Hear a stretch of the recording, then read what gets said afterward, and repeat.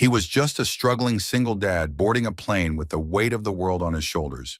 She was already seated when he arrived, a quiet woman in seat 27B with eyes that seemed to understand more than they should.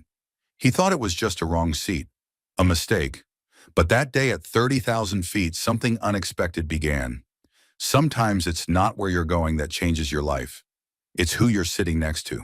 Before we begin this heartwarming journey of resilience, kindness, and quiet hope, if you enjoy stories that touch the soul and remind us of the beauty in second chances, consider subscribing to our channel. Your support helps us share more moments like this, where ordinary lives take extraordinary turns. Now lean in. The story's about to begin. A struggling single dad took the wrong seat. The woman beside him said, "I saved that spot for you." Jake Morris had been through worse. At least that's what he kept telling himself as he half-jogged through the crowded terminal of Denver International Airport, his backpack thudding against his shoulder with every step. He hadn't flown in nearly a decade, couldn't afford to, and now that he was doing it, he was running late, holding a crumpled boarding pass in one hand and a cold cup of gas station coffee in the other. Gate B24. Gate B, damn it, he muttered under his breath as he realized he'd passed it. He turned around, weaving through a sea of wheelie bags and winter coats, dodging elbows and coffee spills. The flight to Seattle was already boarding, and if he missed it, there wouldn't be another shot. Not at the job, not at a future. He reached the gate just as the final boarding call echoed through the speakers. The attendant gave him a tight-lipped smile, scanned his pass, and waved him through. "Last one." "You made it," she said, and Jake exhaled a shaky breath, nodding as if he had any control left over the morning. Inside the cabin, he scanned the rows. 28, 27. His seat was 27A window. A small comfort. Maybe he could rest for a bit before figuring out how to convince a high-end auto shop in Seattle to hire a small-town mechanic with more oil stains than credentials. He reached row 27 and saw that the aisle seat was already taken. A woman mid-30s, maybe with dark auburn hair tied loosely at the nape of her neck, and a book balanced on her knee. She looked up just as Jake motioned toward the window seat. "I think that's me, 27A, he said, lifting his ticket slightly. She tilted her head, smiled softly, and said something that made him stop in his tracks. "I saved that spot for you." He blinked. "Sorry." She closed her book with a quiet snap and gestured toward the empty seat. "Go ahead. Sit. I meant, it's yours." Jake hesitated, not sure if she was joking or being kind. There was something easy in her voice, not flirtation, not formality, just warmth, like someone who recognized another lost traveler. "Thanks," he muttered, sliding past her, awkwardly knocking her elbow slightly with his backpack. "Sorry," he added quickly. "No worries," she replied, her tone light. As he settled in, stuffing his backpack under the seat and fumbling with the seatbelt, he caught a whiff of her perfume. Subtle, clean, something like citrus and paper. She turned back to her book, and he took the opportunity to glance her way again. She was striking not in an obvious magazine cover way, but in the way someone looks when they're completely unaware of their own effect on the world. They took off without much small talk. Jake watched the earth shrink beneath them through the scratched window, trying to shake the feeling that everything in his life was unspooling too fast. His fingers drummed restlessly on the tray table. He'd left his son Sam with his sister back home in Colorado Springs. It wasn't the first time, but it never got easier. The kid had cried this time, not out of fear, but out of knowing his dad was hanging on by a thread. Jake exhaled and leaned back. "You okay?" the woman beside him asked, turning slightly in her seat. Jake gave a tired half-smile. "Just running on empty, I guess." She studied him for a moment, then said, "It's been a long morning, long year." She laughed softly. "Well, you made the flight. That's something." Jake nodded. "Jake, by the way, Isabel," she replied. "Nice to meet you, Jake." There was a pause, not awkward, just space enough for both of them to breathe in it. "What takes you to Seattle?" she asked. "Job interview, mechanic, or hoping to be. Things went south with my old shop. Economy, small-town bills piling up, you name it." He rubbed the back of his neck. "Sorry, that was probably too much info." Isabel shook her head. "Not at all. It's honest. We could use more of that." He chuckled, surprised at how easily the tension was easing off his shoulders. "What about you heading home?" "Sort of. I live there, but I've been traveling, taking time off work. What do you do? He asked, sipping his cold coffee. She hesitated just a breath too long. Consulting, engineering sector. Auto, he asked instinctively. Her eyes flicked to his with curiosity. Used to be. There was a beat of quiet between them again this time, layered with something unsaid. Jake leaned back, eyes closing for a moment. You know, he murmured, most people don't talk on planes anymore. Everyone's got headphones and walls up. Isabel smiled, folding the corner of her page. Maybe some walls are worth lowering. He opened his eyes and turned to her. Why'd you say that earlier, about saving the seat? She looked out the window briefly before answering. Because sometimes you just know when someone needs to feel like they belong. Jake didn't respond right away. His throat felt tighter than he expected. The seatbelt sign dinged on as turbulence rocked the plane gently. Isabel gripped the armrest just slightly. Jake instinctively steadied her elbow. You okay? He asked. She nodded, then looked at his hand.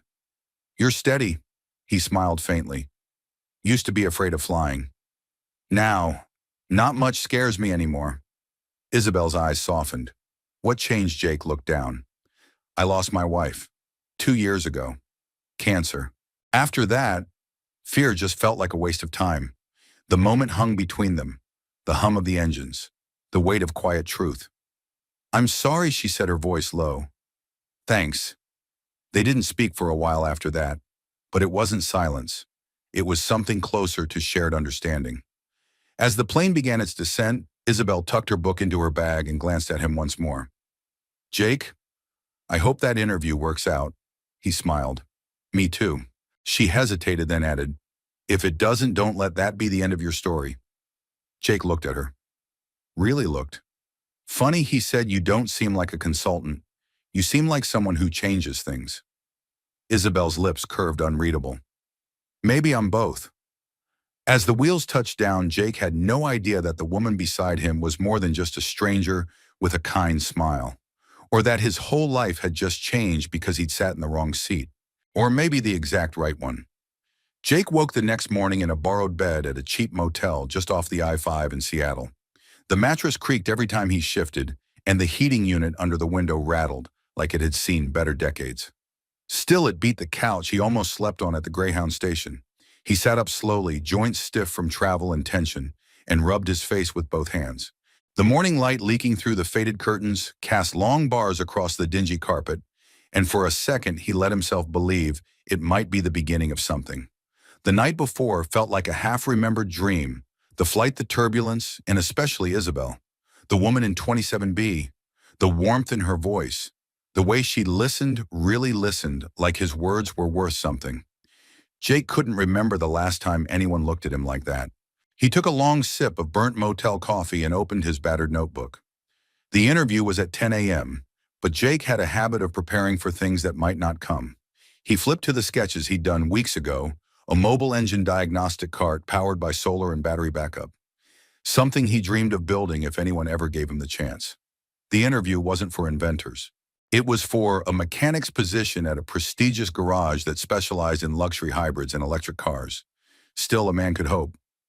By 9:20, Jake had washed up, pressed the least wrinkled of his shirts, and walked the 6 blocks to the shop, a sleek, glass-wrapped facility nestled between a yoga studio and a Tesla dealership. It looked like the kind of place that would rather spit-shine chrome than get grease under their nails. Jake took a breath and stepped inside. Appointment with Miss Ramirez, he told the receptionist, trying not to sound nervous. He was directed to a waiting area where the walls were lined with framed magazine features and awards. Green Garage of the Year, Seattle's most innovative auto facility. He felt like a man with mud on his boots at a wedding. After 10 minutes, a tall woman in her 40s, with sharp eyes and a no-nonsense bun, stepped out and introduced herself. Mr. Morris, I'm Claudia Ramirez.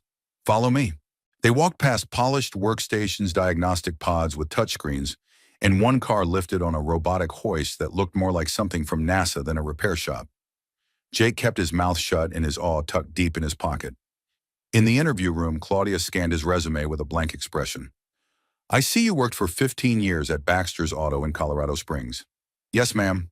And you're trained in combustion engines, transmission systems, and carburetors. She raised an eyebrow. Jake offered a small smile. Old school stuff. I know EVs are different, but I've been self-studying hybrid systems for a couple of years now. Claudia nodded slowly. We don't typically hire mechanics without formal EV certification. I understand, Jake replied, his voice calm but firm.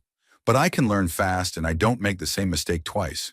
I've rebuilt engines other people gave up on. She folded her hands. We've already shortlisted a few candidates. Jake felt his chance slipping. Can I show you something? Claudia hesitated, then gestured toward the table. Jake reached into his folder and unfolded a rough sketch, the mobile diagnostics cart. This isn't perfect, he admitted, but it's a concept I've been working on. It's designed to help remote shops scan hybrid systems without needing a full facility. Something small towns could use. Claudia studied it. Her expression didn't change much, but she didn't push it away either. After a long pause, she stood. Wait here. Jake exhaled and tried not to count the seconds. The idea of going back home without a job was heavier than the thick Seattle clouds outside. 15 minutes passed, then 20. The door finally opened, but it wasn't Claudia who walked in. It was Isabel. Jake stood up instinctively, caught completely off guard. She looked different now, more composed, more formal. Wearing a tailored navy blazer, her hair tucked neatly behind her ears. Yet the same calm spark danced in her eyes. Jake, she said, offering a small smile. You made it. He blinked, still processing. You work here. She walked to the table, picked up his sketch. This idea. It's smart, resourceful, practical. You're thinking about people, not just engines. Jake shifted. I didn't realize you were senior technical advisor, she finished gently. I consult on innovation and community-based outreach projects. I've been away for a while, but I came back last month. Jake frowned. Was all that on the plane? Was it part of this? No, Isabel said firmly. That was just two strangers sitting beside each other. But I believed in what you said then, and I believe in it now. Jake lowered his eyes, not sure whether to feel grateful or embarrassed. I told Claudia to keep your file. She wasn't convinced, but after hearing your pitch, Isabel paused, then smiled. We want to offer you a trial position. You'll work under our senior tech shadow for 3 weeks. Show us what you got. Jake's breath hitched. Yeah? Yes. I'll give it everything. I know you will, she said softly. There was a moment, brief but full, where they simply stood, the noise of the city outside, muffled by the glass in distance. Jake broke the silence. I don't know what to say. Say you'll take the seat, Isabel replied with a glint of humor. We've saved it for someone like you. Jake laughed, still a little stunned. Seat 27B, huh? She smiled. Something like that. As she turned to leave, she paused at the door. You should call your son. I think he'd want to hear the good news. Jake nodded, heart pounding. For the first time in a long while, the road ahead looked more open than closed. And the woman who'd once seemed like a passing kindness, she'd just opened the next chapter of his life. The second week of Jake's trial at the garage felt like stepping into a new world and trying not to trip over the furniture. Everything was cleaner, quieter, and smarter than any shop he'd worked in before. Diagnostic tools didn't whir or click or smell of grease, they whispered. Cars didn't rumble in with dying mufflers. They glided in silence like cats. Even the uniforms were sleek, embroidered with the company's name in silver thread. Jake wore his like borrowed armor. He was trying, and hard. Showing up early, staying late, watching the senior techs with quiet intensity. Some of the younger staff gave him sideways glances like he was a charity case, or someone's cousin who got a lucky break. But he let it slide off. He wasn't there to impress them. He was there because Isabel had believed in him. And because his son Sam had said on the phone, I knew you could do it, Dad. Jake would have climbed mountains after that. On a drizzly Tuesday afternoon, he was assigned to assist on a hybrid battery diagnostic, a task he hadn't done in years, and never with the high-tech scanner now in his hands. His palms were damp as he keyed in the sequences, watching numbers scroll like ticker tape across the screen. Something didn't feel right. Voltage readouts were inconsistent. He glanced at Logan, the lead technician, a man 10 years younger and 3 degrees smarter. Hey, these readings look off. Could be the relay, maybe shorted. Logan barely looked up. Stick to the script. Just run the scan and log it. Jake hesitated. But if I don't, Jake, Logan said, voice clipped, you're on a trial. Observe. Don't troubleshoot unless asked. It stung more than Jake wanted to admit, but he stepped back, jaw clenched. Later that evening, Isabel found him in the back room, hunched over a battered old battery core he'd salvaged from the scrap pile. Tools spread around him like puzzle pieces, sleeves rolled up grease, smudging the side of his face. You're not on the clock, she said gently. I know. He didn't look up, just trying to understand the system better. Isabel leaned against the wall, arms crossed, watching him with a quiet smile. You've been doing good work. Jake shrugged. I'm not fast with the tech. They all know it. They also didn't rebuild a '62 Mustang engine using hand machine parts. He smiled slightly. That's different. Not really, she said. One's muscle, one's current. Same heart. Jake looked up at her, surprised. You talk like a mechanic, Isabel chuckled. My brother taught me. When I was 15, we rebuilt an old Pontiac together in our backyard. He was patient, made me believe I could fix anything. Jake sensed something shift in her voice, a weight maybe, or a memory. What happened to him? Isabel hesitated, then said softly, he passed away. Car accident. Years ago. She drew a slow breath. That's why I left the industry for a while. Everything reminded me of him. The smells, the tools, even the sound of a torque wrench. Jake's heart ached with a strange familiarity. Loss wasn't always loud. Sometimes it was mechanical. Sometimes it hummed like regret. I'm sorry, he said quietly. Isabel nodded, pushing off the wall. Grief doesn't ask for permission. It just moves in and rearranges the furniture. They were silent a moment, two people in a brightly lit back room, the hum of fluorescent lights overhead, and something unspoken building between them. You were right, though, Jake finally said. About the seat. She raised an eyebrow. Seat 27B. I think you were the first person to look at me and not see a problem that needed fixing. Isabel's face softened. Maybe because I saw someone who's always fixing things for everyone else. Their eyes met, and for a second time did something strange.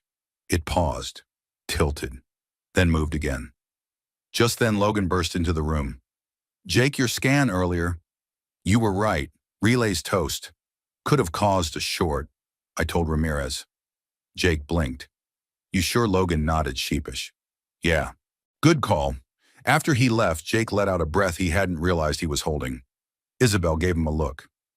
That feeling, that's what trust tastes like. Jake laughed, and the sound was real, like something unclenched inside him. They left together a little after 7, the rain having turned to mist. Outside, the air smelled like wet asphalt and pine. Do you have a ride? She asked, tugging her coat tighter. Bus stop 2 blocks that way, Jake said, pointing. Isabel hesitated. Can I give you a lift? Jake looked at her, a dozen polite rejections ready, but then he saw it again, that look that wasn't pity or obligation. Sure, he said. That'd be nice. They walked in silence for a while, their steps in sync on the sidewalk. When she unlocked her car, a quiet silver plug-in coupe, Jake whistled low. Figured you for something fancier. Isabel grinned. You'd be surprised how many things I'm not. As the engine hummed to life, Jake stared out the window, watching the city blur past. He didn't know where this was going. He didn't know if he could trust a good thing after so much loss. But for the first time in years, he wasn't running on fumes. Maybe he was finally moving forward. The invitation came on a Friday, tucked into Jake's locker like a note passed in high school. Community Outreach Roundtable. Internal Staff Session, 6:00 p.m. Location Conference Room B. Note: food provided. Yes, really. Jake read it twice before realizing the food provided line was in Isabel's handwriting, small, neat, slightly curved at the ends. Just like her voice when she was trying to be disarming. He almost tossed it. Community meetings weren't his thing. He'd always preferred torque specs to small talk. But curiosity and maybe something quieter, something growing in the space between him and Isabel, nudged him toward showing up. That, and he hadn't eaten a proper dinner in 2 days. The conference room was bigger than expected. All glass walls and recycled wood furnished like a tech startup's break room.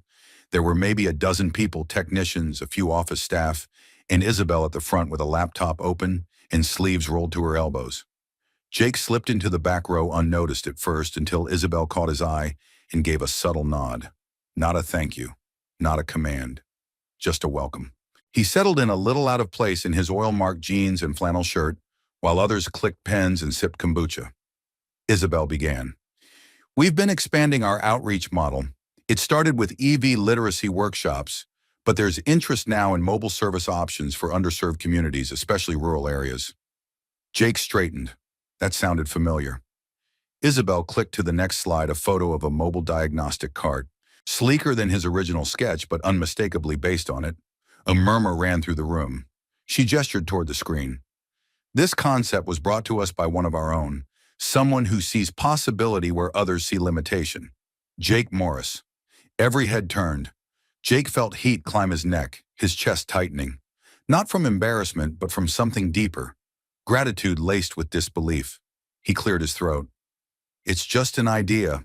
Something I sketched back in Colorado when my town lost its only shop. Isabel smiled. Sometimes ideas change things. After the meeting, people came to him, some with questions, others with encouragement. Even Logan surprisingly said, "Didn't peg you as a guy with blueprints." Jake just smiled.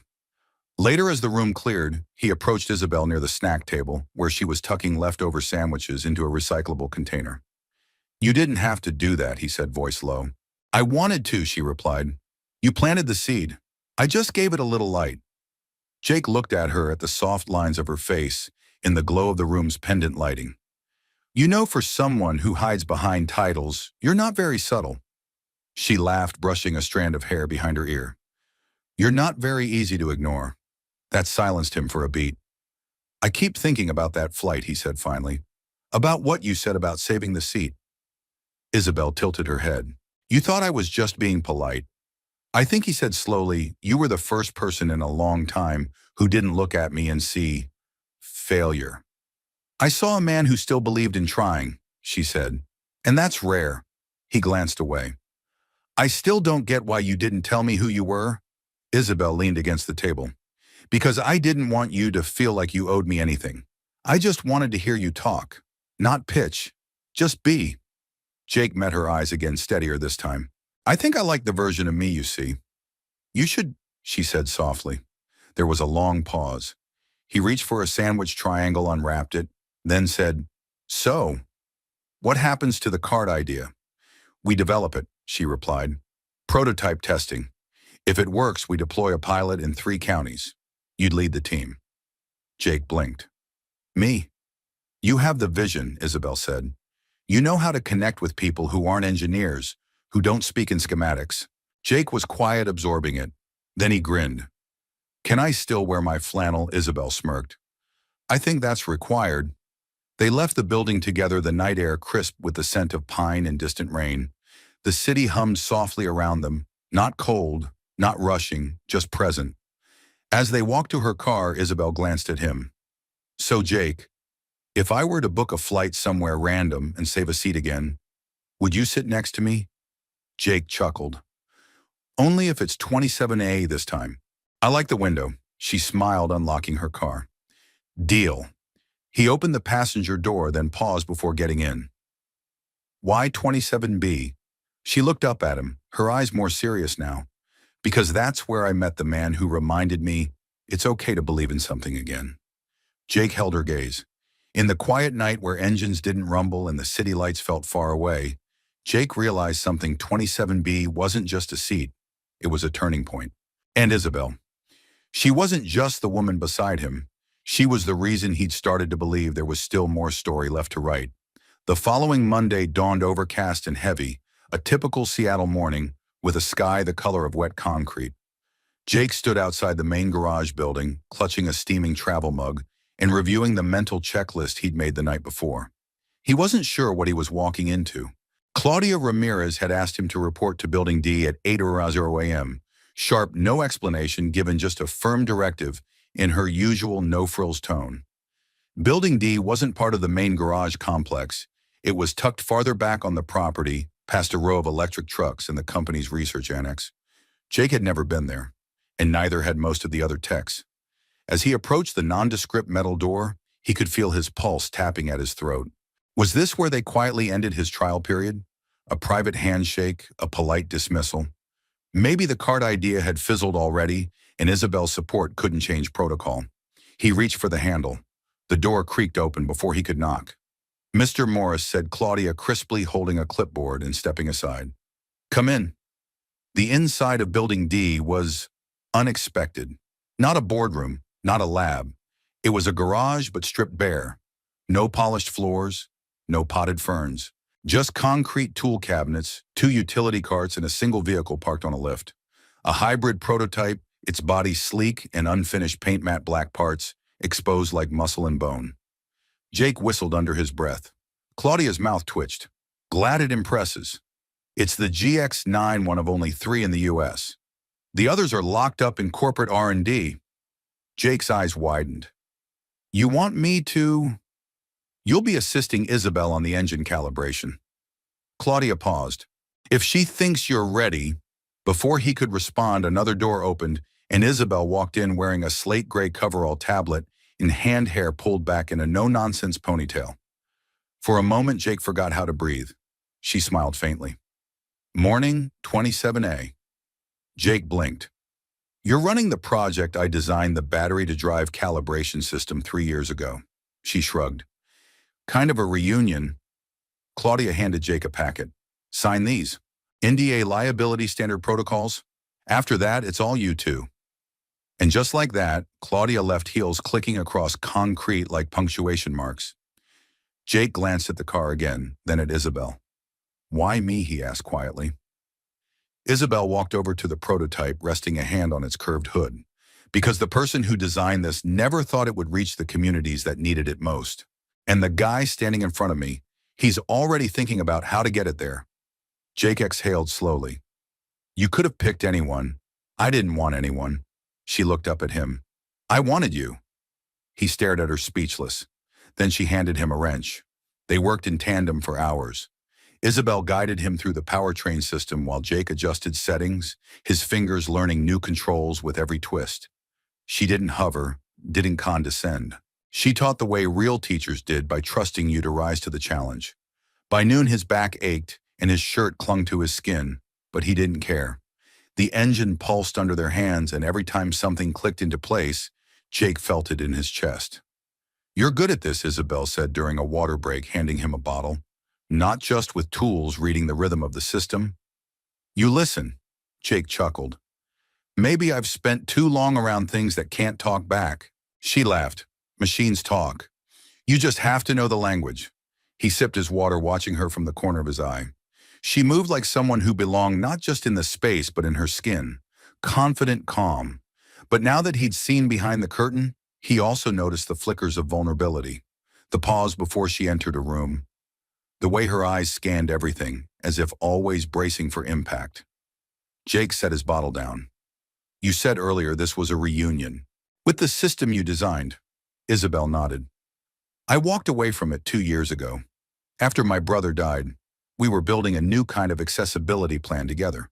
Mobile EV hubs, diagnostic platforms, everything you've been talking about. But after the accident, I couldn't touch it." Jake's chest tightened. "I'm sorry." She shrugged. "For a while I convinced myself that stepping back was honoring him. But the truth, I was scared to fail without him." Jake swallowed. And now she looked at him. "Now I think he'd want me to keep building with people who still believe in the work." Jake leaned against the workbench. "You're not the only one who walked away from something." Isabel tilted her head. "When my wife got sick," he said, voice low, "I stopped dreaming. Fixing cars was the only thing I could still control. But the rest, I gave up on it, even when Sam needed me to dream for both of us." Isabel moved closer, not touching him, but standing close enough that he felt her warmth. "You're dreaming again, Jake. I see it." Their eyes met the space between them, narrowing not physically but emotionally, like two people walking across parallel bridges and realizing they'd always been heading toward the same place. Suddenly, the prototype beeped, interrupting the silence. Jake looked down at the tablet. "Calibration complete," he read aloud, almost stunned. Isabel grinned. "Then I'd say the test was a success." He handed her the wrench with mock solemnity. "We make a good team." She accepted it. I think we've known that since row 27. They stood there framed in the quiet garage, the machine behind them, humming like a heartbeat brought back to life. Jake didn't need a formal offer letter. Not anymore. He already knew he'd found the job that mattered, and maybe something more. The days following the successful calibration felt like a dream. Jake couldn't shake the feeling that he had crossed some invisible threshold, a place where things weren't so easily dismissed, where his talents, once so confined to the underbelly of mechanics, now felt relevant, seen and valued. He had always prided himself on his ability to fix things, but fixing people, or at least finding a way to connect with them, felt like a whole new challenge. Yet that was exactly what Isabel had done for him. She had looked at him not as a mechanic, but as a partner. She had seen past the grease-streaked hands and the worn-out jeans straight into the parts of him that had been waiting for someone to notice. By Thursday morning, Jake found himself waking earlier than usual, excited to start his day. He didn't often get that kind of feeling. The garage had never been the place he'd imagined thriving, but something about this new path was different. There was purpose in it more than just fixing broken cars or machines. The idea of helping to make a system that could change lives felt right. It felt like he was starting something, not just fixing it. Isabel was already at her workstation when Jake arrived, laptop open, papers scattered deep in thought. He wondered how long she'd been there before he'd walked in. She always seemed to be moving at a pace too fast for anyone else to keep up with, but he admired it. "Morning," he greeted, leaning against the doorway. Isabel looked up, her eyes lightening with a smile. "Morning, 27A. We're almost there. Just a few more calculations, and we can run the final tests." He walked in and dropped his bag beside the bench. "I thought we were done with the testing." "We were. But now we need to get the broader impact in play. Once the calibration's complete, we have to figure out how to scale it. It's one thing to design the perfect prototype. It's another thing to turn that into something that can serve the community. We need to make sure it works for everyone, not just the research labs or the privileged." Jake nodded slowly, feeling the weight of her words. That was the kind of thing he had been thinking about, the idea that even in a world of progress, there was still an element that always got left behind. He had seen that firsthand. Growing up in a small town where the only thing they could count on was a local mechanic, where technology never reached far enough to touch their lives, he understood exactly what Isabel meant. His thoughts were interrupted by the shrill ring of his phone. He glanced at the screen and frowned when he saw the number. It was the local hospital, and immediately his heart rate spiked. He hadn't been expecting a call from them. With a sigh, he answered. "This is Jake," he said, his voice already tight. "Mr. Morris," a woman's voice greeted him. "This is Heather from Mercy Hospital. I'm calling to inform you that we have a potential donor who has requested to speak with you." Jake blinked, stunned. A donor? The last few months had been a blur of hospital visits, unpaid bills, and trying to juggle everything. But a donor? I'm sorry, you have the wrong person." Jake stammered, his mind racing. "I'm just a mechanic." "There's no mistake, Mr. Morris. The donor has specifically asked to help with your son's medical bills. We've been in touch with your wife, but we were unable to get in touch with you earlier. Would you be available to speak with them?" Now Jake's breath caught. "Wait, what, you're serious?" "Yes, please hold while I transfer you." Before Jake could process, the phone clicked, and suddenly there was a voice on the other end, a voice Jake didn't recognize. "Mr. Morris," the voice said, calm and composed. "This is Grace Stevenson. I'm a philanthropist and advocate for children's health care. I've been following your family's story for some time now, and I'd like to help." Jake stood frozen in disbelief. He had heard about donors like this, people with too much money who were seeking to make a difference. But never in a million years had he imagined one would reach out to him. I don't know what to say," Jake finally managed. "Why me? Why my son?" Grace's voice softened. "Because I believe in second chances, and I believe in the strength of a parent who is willing to fight for their child's future. I'm not doing this out of charity, Mr. Morris. I'm doing this because you have shown that kind of strength. I see it in you, in the way you've worked tirelessly, and in the way you haven't given up, no matter how difficult it's been." Jake felt the lump in his throat tighten. His son Sam had been his everything, and yet he had felt helpless, like no matter how hard he worked, he could never quite get ahead enough to give Sam the kind of care he deserved. This was a lifeline. "I can't accept this," Jake murmured, his voice shaky. You don't know me. I know enough. I've done my research. I'm not offering this as a handout, Jake. I'm offering you a partnership. Let me help.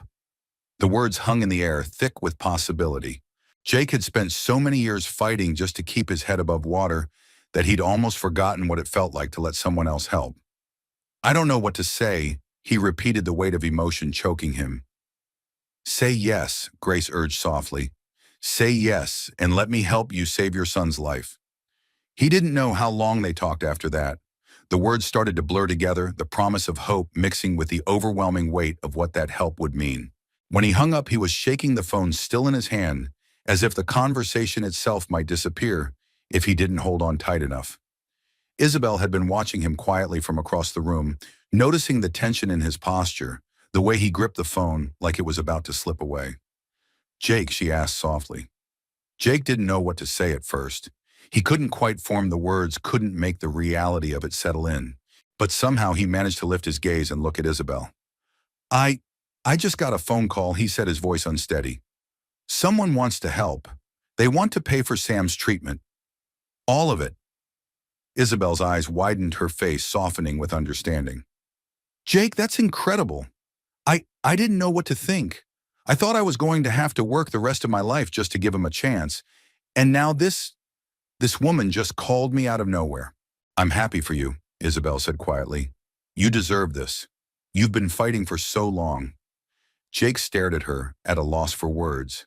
He had spent so many years doing everything himself, trying to keep his family afloat. He never imagined someone would offer him a chance to breathe. But here it was, the help he needed when he'd finally let himself believe it might never come. And suddenly everything was different. Jake hadn't planned on going home early that day. After the call from the donor and the flood of emotions that followed, Isabel had gently nudged him toward the exit. Go see Sam, she'd said. Let him hear it from you. Jake had protested at first. There was still testing to be done, numbers to review, systems to cross-check. But she wouldn't budge. Some things matter more than engine calibration, she'd said with that quiet conviction of hers. And your son is one of them. So now as he turned the key to his sister's front door and heard Sam's laughter echo from the living room, something inside Jake softened, cracked open in a way he hadn't allowed in years. Sam sat cross-legged on the carpet, surrounded by Lego pieces and empty snack wrappers, looking up just as Jake stepped in. Dad Jake knelt, scooped him up, and held him close. Sam was growing fast, but in that moment, he felt small again, safe in his father's arms. Hey, champ, Jake murmured into his son's hair. I've got some big news. Sam pulled back, eyes wide. Did you get the job? Jake chuckled. Yeah, I did. But that's not even the biggest part. He told Sam everything about the donor, about the offer, about the chance for full treatment and support. As he spoke, Sam's little face shifted from confusion to awe to something Jake hadn't seen in a long time: hope, without hesitation. Does this mean... Sam's voice trailed off. No more pills that make me feel sick. No more hospital trips every week. Jake swallowed hard. It means we're going to get help, real help. And yeah, maybe fewer hospital days. Maybe more days just being a kid. Sam grinned, then leaned forward to wrap his arms around Jake's neck again. It's going to be okay, isn't it? Jake closed his eyes, nodding into his son's shoulder. Yeah, buddy, it really is. Later that night, back in his motel room, Jake lay on the too-firm mattress, staring at the ceiling. The happiness of the day had given way to something more complicated.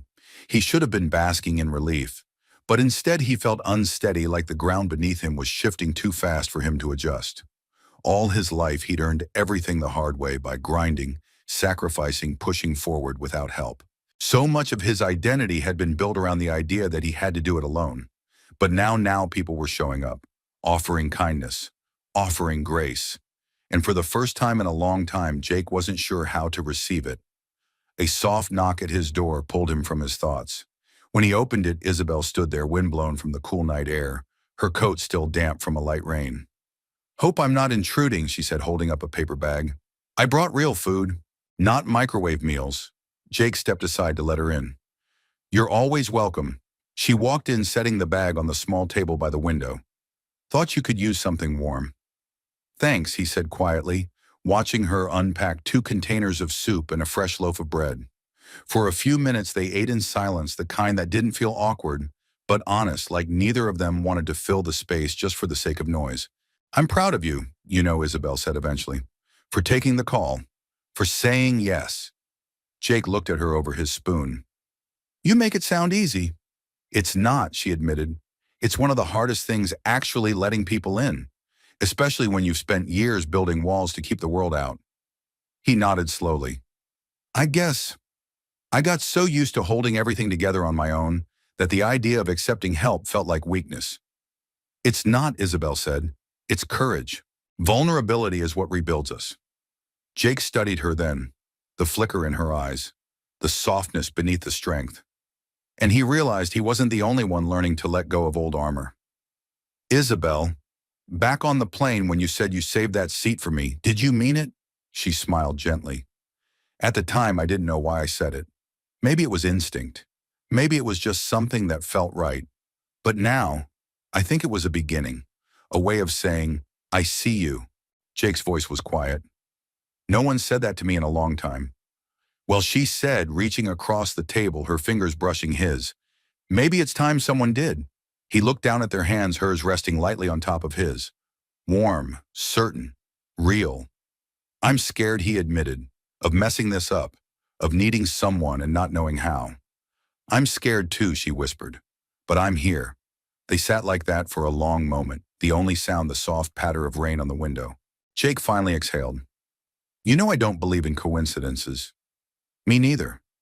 You think maybe some people are meant to find each other, even in strange ways. Isabel's eyes met his. I think some seats aren't just saved. They're chosen. Jake leaned forward, closing the space between them just enough that their foreheads touched. It wasn't a kiss. Not yet. But it was something more powerful, trust. The kind you relearn piece by piece after years of going it alone. That night, Jake didn't sleep like a man carrying the weight of the world. He slept like a man who had finally found a place to rest. It started as a drizzle, just enough to pattern the pavement with dark spots. By the time Jake arrived at the auxiliary garage, it was a downpour. The rain clattered against the tin roof like 1,000 tiny drumsticks, each drop another beat in a day that already felt different. He had unlocked the garage at 7:00 a.m., long before anyone else was expected. This wasn't a scheduled shift. He wasn't required to be here. But he needed the space. He needed the work. Something to ground him. Something to clear the emotional fog left in the wake of that night with Isabel. They hadn't kissed. Not quite. But the line between them had been erased. Whatever it was becoming, it was no longer just coincidence. Inside the garage, the prototype GX9 stood silent, waiting. Jake circled the vehicle like a man with reverence. The calibration was done, but Isabel had left him with one final puzzle, a mechanical problem, with the rear drive coupling that hadn't shown up on the diagnostics. She'd raised an eyebrow and said, "Sounds like a Jake Morris job to me." Now he was chasing that faint rattle, the whisper of friction, in a system too advanced to hiccup without reason. Rain slanted against the wide bay doors. Jake kept the overhead lights off, preferring the gray-blue light leaking through the windows. It was the kind of morning that whispered instead of shouted, and he liked that. It made space for memory. He worked slowly, deliberately, tools in hand, mind quiet. It reminded him of the garage back in Colorado Springs, the one with the busted heater and the radio that only played static. Back then, it had been just him and Sam, his tiny son, wrapped in a coat too big, sitting on a stack of tires with a juice box in hand, watching his dad bring dead things back to life. Jake was elbow deep in the coupling housing when he heard footsteps behind him. He didn't turn. "Claudia, I know I'm not on the schedule, but I promise I'm not tampering. Just running a check." "Guess again." The voice stopped him mid-bolt. He looked up over his shoulder. Isabel stood in the doorway, her coat soaked through her hair clinging to her cheeks. She looked like she'd walked straight through the storm instead of around it. Jake straightened. "You walked here," she shrugged. Felt right. He wiped his hands on a rag. "Everything okay?" She stepped further inside the door, creaking closed behind her. "I was supposed to be in a budget meeting. Halfway through, I realized I didn't want to talk about numbers. I wanted to talk to you."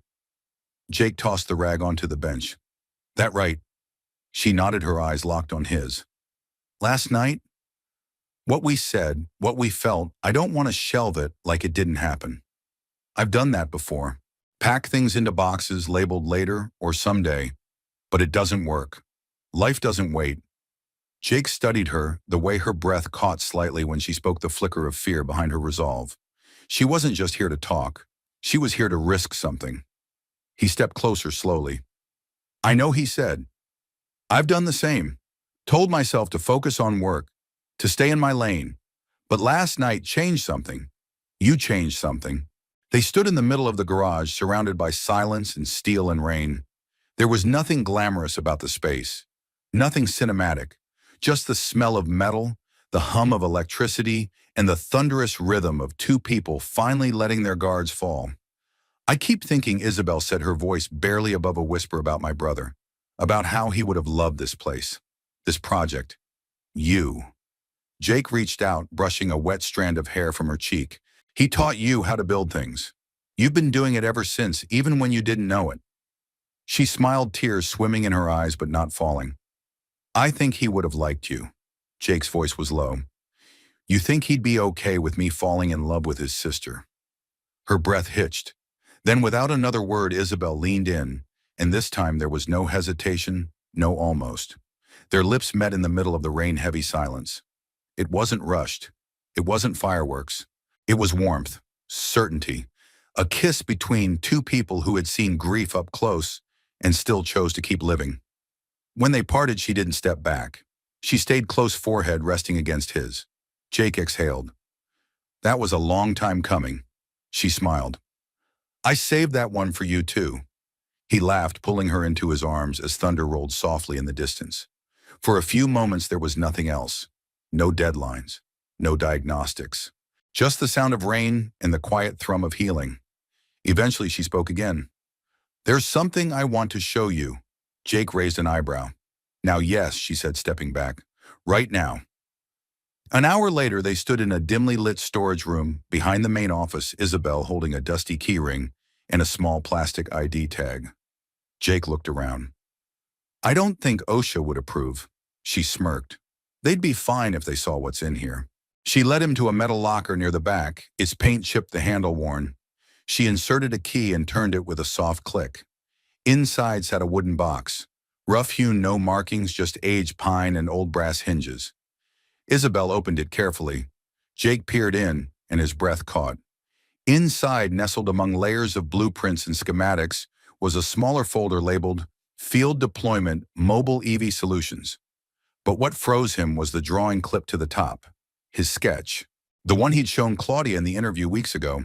But this version, it had been refined, adjusted, colored, annotated in delicate handwriting he didn't recognize at first, but then he saw the signature in the corner. Leo Grant, Isabel's brother. Jake looked at her, speechless. Isabel's eyes shimmered. He started working on this idea before I ever met you. What you showed me. It wasn't just coincidence. It was a continuation. Like you picked up where he left off. Jake stared at the drawing again, tracing the lines like a map he'd always known. In that moment, the rain outside felt like something holy. He wasn't just rebuilding engines anymore. He was continuing a legacy. Jake hadn't seen the world in weeks, not beyond garages, whiteboards, or Isabel's eyes, but that Sunday afternoon, the world came back in the form of a phone call. It was a clear-skied day in Seattle, one of those rare breaks from gray, and he was taking advantage of it by walking along the waterfront near Pike Place with Isabel and Sam. Isabel had offered to take them out for lunch, and somehow it had turned into hours wandering through market stalls, laughing over clam chowder and sourdough bowls, watching Sam chase pigeons as if he could make one laugh. Jake hadn't felt this kind of normal in a long time. Not borrowed normal, not desperate normal, real. And then his phone rang. The screen lit up with his sister's name. Jake stepped away from the noise, answering with a habitual edge in his voice. Hey, Jules. Everything okay, Jake? Julia's voice cracked before she recovered. He's fine. Sam is fine. I didn't know who else to call. Jake's chest tightened. What happened? I found a letter. From Claire. The name landed like a punch. Claire. His wife. Sam's mother. Gone 3 years now, but not gone in the ways that matter. Grief didn't follow expiration dates. It lived in drawers and smells and songs and now apparently in letters. Jake's throat went dry.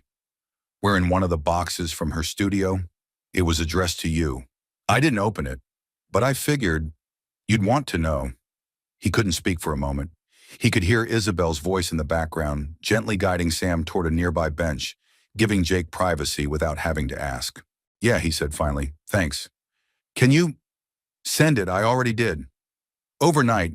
It should be at your place tomorrow morning. Jake ended the call and stood still for a long time, the phone heavy in his hand. The sun was warm on his shoulders, but inside a shadow had shifted, not a bad one. Just unexpected. Just deep. Isabel came over, her expression immediately reading him. What is it? He hesitated. A letter. From Claire. Her eyebrows lifted gently. A letter. Now my sister found it in a box. From years ago, I guess. She said Claire wrote it for me. Isabel stepped closer. You okay, Jake? Exhaled. I don't know. I haven't thought about Claire like this in a while.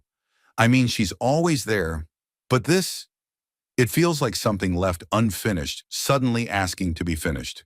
They sat together in quiet as Sam fed pieces of bread to the gulls, oblivious to the shift in air between the grown-ups.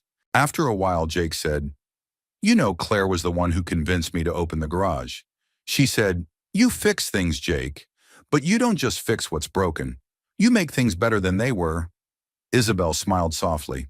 Sounds like she knew you well. She did, he said. And then she was gone, and it felt like the engine just stopped turning, like the whole thing locked up and I couldn't even find the manual. Isabel touched his hand. You didn't stop. You just kept going, even without the manual. Jake turned to look at her, the late afternoon sun catching in her hair. What about you? Did Leo ever leave you something like that? Isabel looked away for a moment, blinking against the light.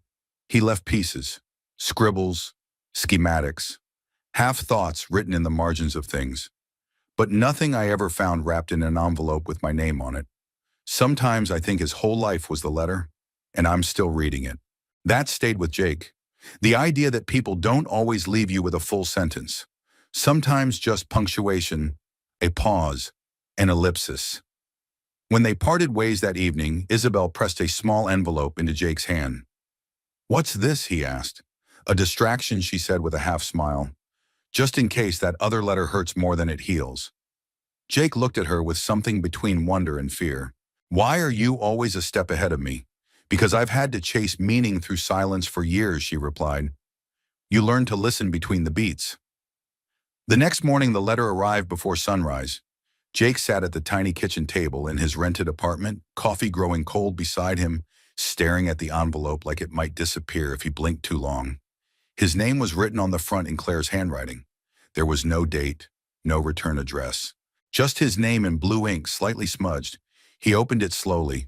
Inside were 2 pages, handwritten. No punctuation in places, no careful edits. Just thoughts raw and tangled and unguarded. Jake, I know this isn't the kind of thing people do. Writing letters for after they're gone. But I know you. I know how you carry things. Heavy things. Quietly. And I wanted to take something off your back. You did everything you could. You made me laugh when I couldn't stand. You held my hand like it could keep me here. It almost did. But Jake, you can't keep living in the broken pieces. You fix things. That's what you do. But this, you can't fix this. And that's not failure. That's love. Find someone. Not to replace me, but to remind you that love still happens. Even after. And tell Sam. Tell him I hope he still loves the stars. Love you always, Claire. Jake read the letter 3 times before the tears came. Not loud, not messy, just steady. Like rain on a roof. Like something gentle finally giving way. Later that day, he met Isabel back at the garage.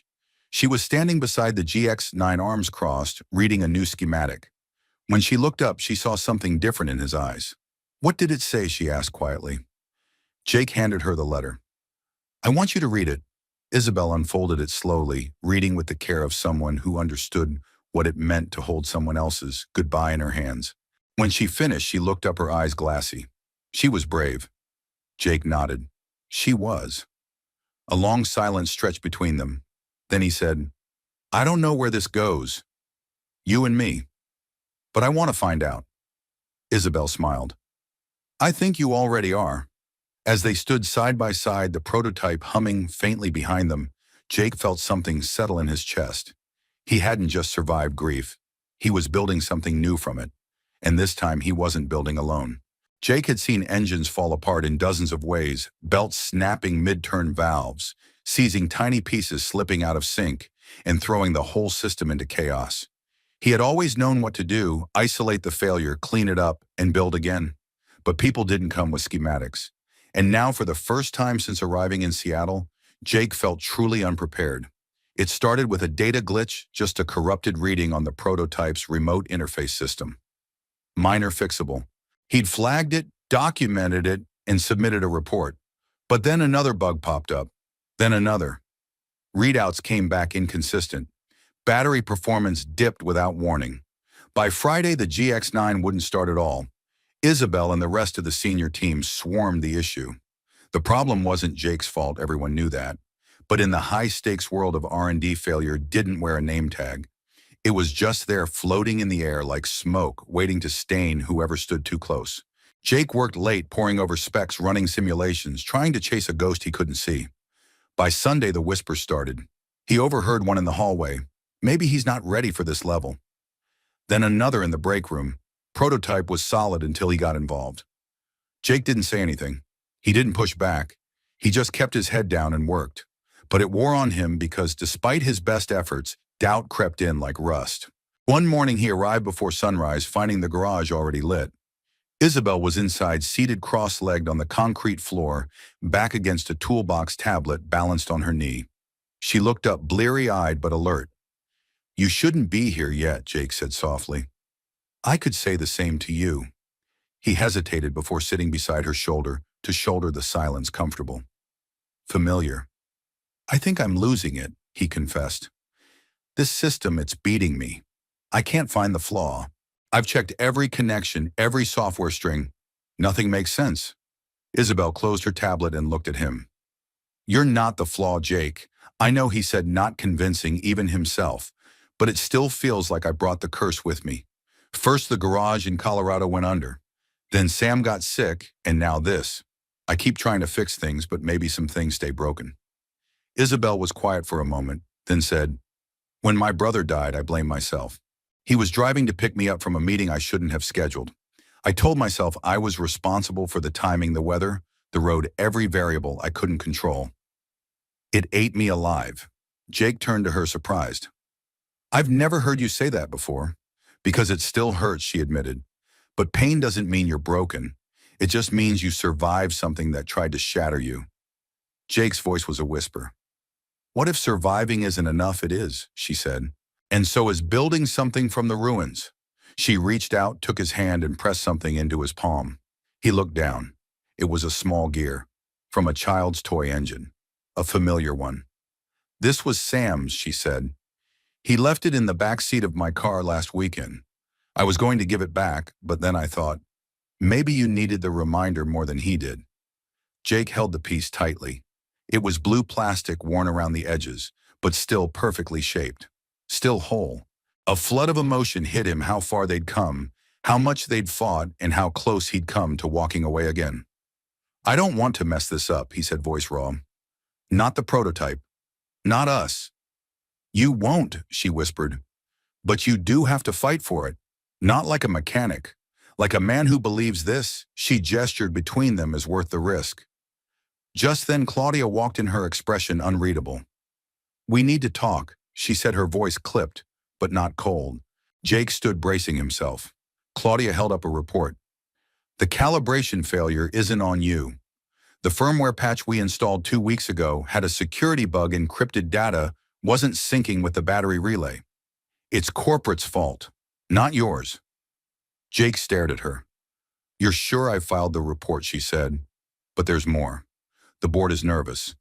They're pulling funding for the pilot launch until we can rebuild trust in the system. That means delays and cuts. Jake felt the blow like a hammer. So what happens now? Claudia glanced at Isabel. Technically, your trial ends this week. I could push for an extension. But given the circumstances, it won't carry much weight unless what Isabel asked, stepping forward. Unless we go rogue, Claudia said, surprising them both. Unless we build an external use case that corporate can't ignore. A field trial. Proof of concept. Something they have to reinvest in. Jake blinked. You're serious, Claudia nodded. I'm tired of watching good ideas die on polished floors. A spark ignited behind Isabel's eyes. We build the mobile cart, the one Jake designed. We test it in the community. Use local EV owners' real-world conditions. We prove it works. Jake's heart raced. That's what I wanted from the start. Claudia folded her arms. Then you have my backing. But you'll need more than plans. You'll need people, buy-in, and guts. Jake looked at Isabel. Her expression said everything. He had all three. That evening, Jake returned home to Sam, who was sitting at the kitchen table, drawing something with thick markers. What you working on, Jake asked. Sam grinned. A new garage. It has wheels, like a bus, but cooler. Jake knelt beside him. You think people would like a garage that could come to them? Yeah, Sam said without hesitation, especially if they don't have anyone to help fix their stuff. Jake ruffled his hair. You always know what to say, kid. Sam grinned. I learned it from Mom. Jake's throat tightened. Yeah, I bet you did. Outside, the rain started again, but this time Jake didn't mind. It felt like rhythm, like renewal, like something broken finally starting to hum again. The morning of the field test began before sunrise. Jake stood in the quiet of the operations bay, watching the first light slant in through the high windows. The prototype his cart was parked in the center of the space like a sentry awaiting orders.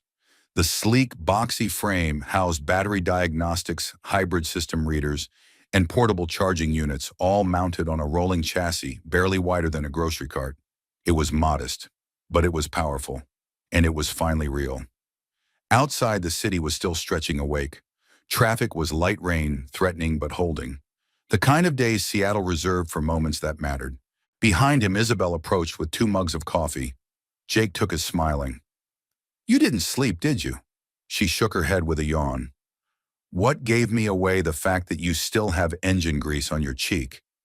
She reached up instinctively, laughing as she wiped it off. Price of brilliance. Jake took a slow sip, letting the warmth settle him. Think they'll show they'll come, Isabel said. We reached out to 3 local families who own hybrids but live too far from certified service centers. One of them, Mrs. Dandridge, hasn't had a working car in 4 months. Jake's grip on the mug tightened. Then let's make today count. By 9 o'clock, the mobile unit was loaded into the flatbed truck and heading toward a community center in Renton, a low-income neighborhood where access to green technology was more dream than reality.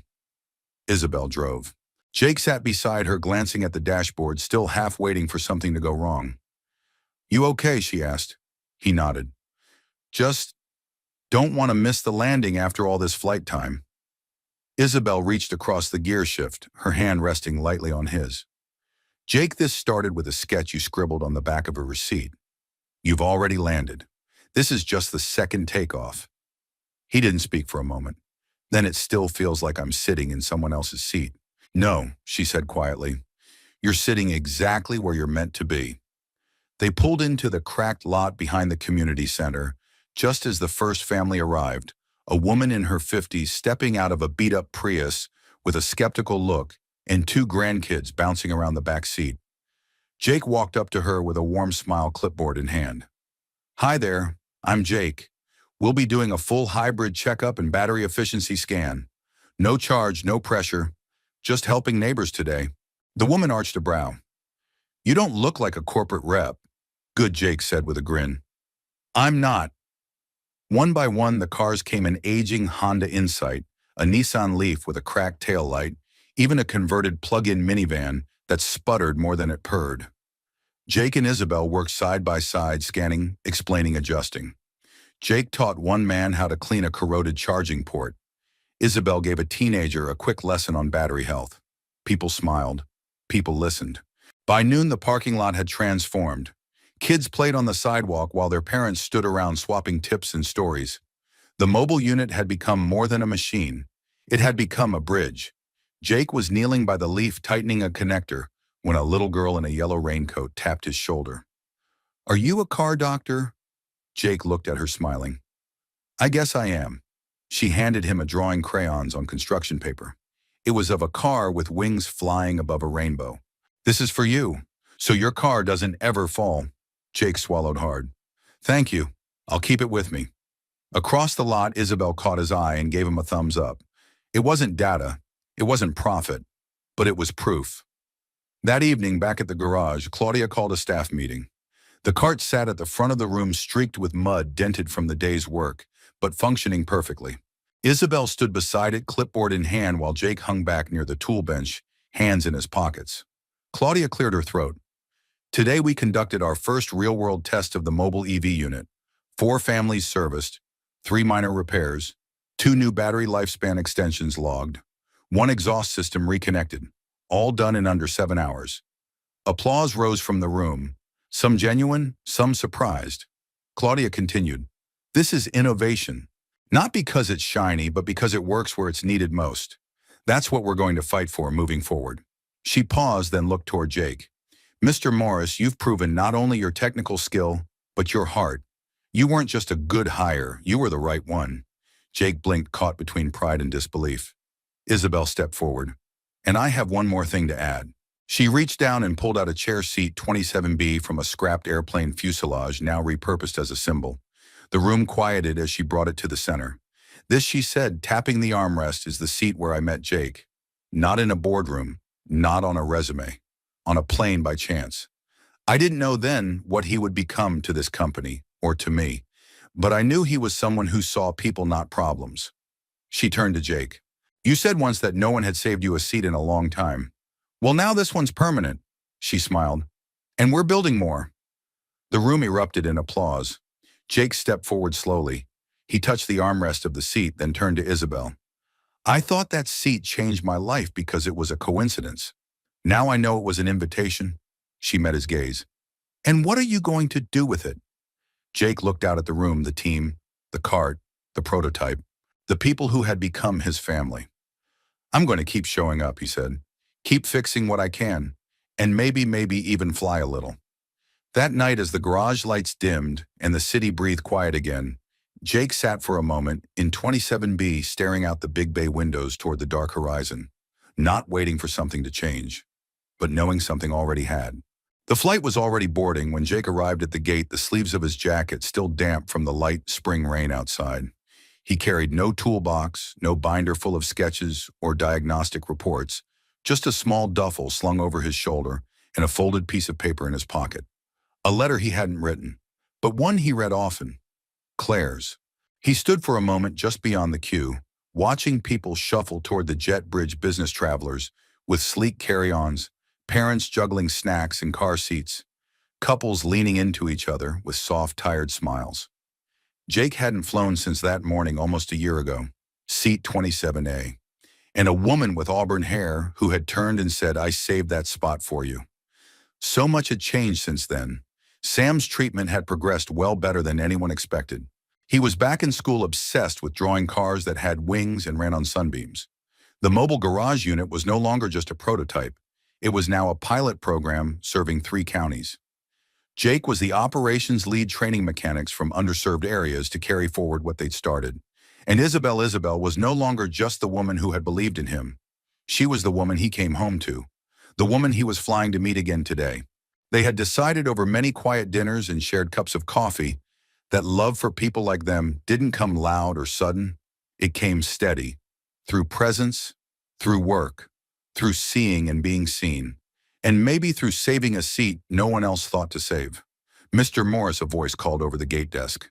"You're in seat 27A, just down the left side." Jake smiled. "Yeah, I know the way." The flight was half full. Jake took his seat and rested his arm against the window, watching raindrops trail down the plexiglass. The hum of the engines was calming now, not nerve-wracking. He glanced toward the aisle instinctively and felt his heart tighten. She was walking toward him, Isabel, elegant as ever in a soft blue blouse and dark jeans, her hair down a single suitcase trailing behind her. She saw him, smiled, slipped into the seat beside him, 27B, like it was always meant to be hers. "You're early," she teased. "I was afraid someone might take your seat." She leaned in slightly. That's impossible. It was saved for me. Jake chuckled, shaking his head. I can't believe it's been a year, she said, glancing out the window. Sometimes it feels like it was yesterday. Sometimes like a whole lifetime ago. Maybe both, Jake murmured. Because the man who sat here before, he was exhausted, grieving, unsure if anything he touched would ever work again. And now, she asked softly. He looked at her, eyes gentle. Now I'm building things again. Not just machines. A life. A future. With you. Isabel reached into her bag and pulled out a small leather-bound notebook. Leo's, she explained.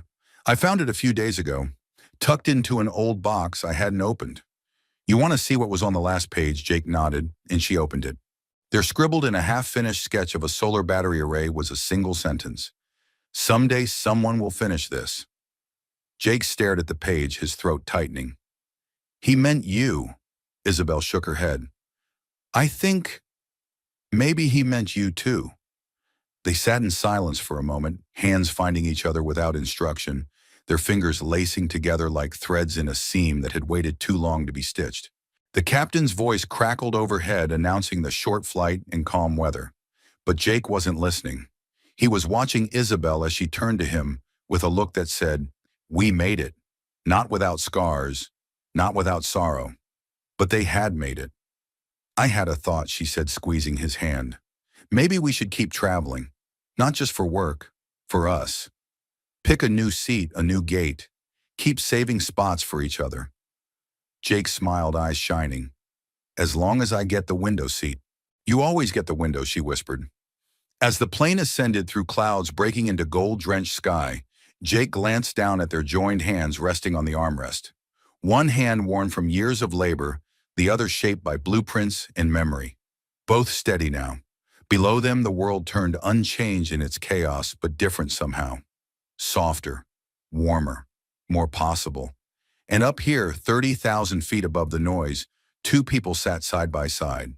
No longer lost, no longer waiting, just choosing again and again to show up, to sit in the seat that had always been theirs, to save space in their hearts, not for the perfect moment, but for the real one, the healing one, the one that finally came. We'd love to know, where in the world are you watching from today? Share your location in the comments and let us know what part of this story touched your heart the most. If this journey moved you, if it reminded you that love and kindness still find their way through the hardest moments, please consider subscribing to our channel. There are many more stories waiting to be told, stories of hope, of healing, and of the quiet miracles that begin with a single act of grace. Thank you for spending this time with us. Your presence means more than you know. Until next time, take care and keep believing in the power of second chances.